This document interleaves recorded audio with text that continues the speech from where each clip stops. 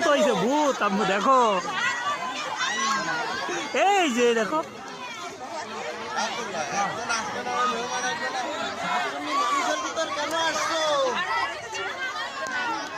ওই দেখো, ওই যে ওই যে ওই যে দেখো, ওই দেখো।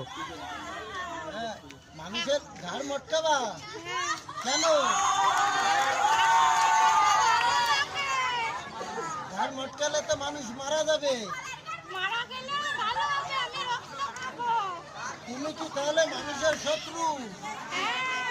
মানুষ কি তোমার কোনো ক্ষতি করেছে? আসো, কি করেছে?